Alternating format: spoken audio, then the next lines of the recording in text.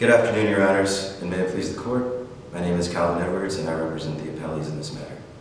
This Court should affirm the Circuit Court's dismissal, finding that this action was barred by Section 12.80 of the Corporation Act of 1983.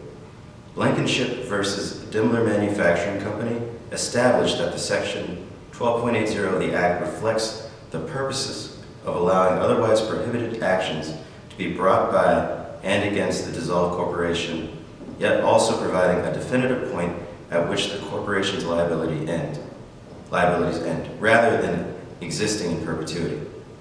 Generally, an asbestos claim does not accrue until the injury is discovered. In this case, the 5-year survival period under the statute expired in 2008.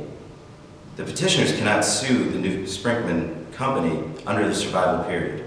There is no successor to Sprinkman's dissolved company, and the petitioner is asking this Court to disregard the statute and to create a new equitable remedy for individuals to sue dissolved corporations in perpetuity.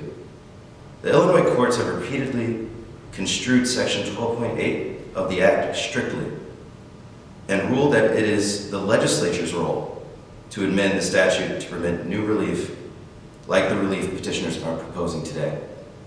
The legislature has repeatedly declined to amend the statute to carve out a new relief.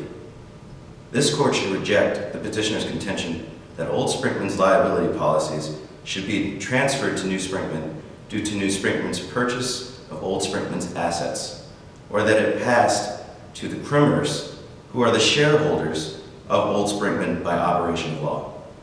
The record indicates that the asset purchase agreement between old Sprinkman and New Sprinkman was included in documents filed with the lower court, and that the agreement included no provision for the acquisition of old Sprinkman's liabilities or liability policy. Moreover, this Court has established in Kopech versus First National Bank of DeKalb that the plain language of Section 12.80 indicates that the prohibition on actions by and against dissolved corporations after a 5-year wind-up period applies only to corporate shareholders. Therefore, the petitioner is statutorily prohibited from bringing an action against the Krimmers to breach those assets. And lastly, this Court noted in Ziegler versus Sears Roebuck & Company that the Illinois public policy prevents direct actions against insurance companies. In short, petitioner asks this Court to undermine the current statutory scheme of Section 12.8 of the Act, and it violates the prohibition against direct actions against insurers. We respectfully request this Court affirm the Circuit Court's dismissal. Thank you.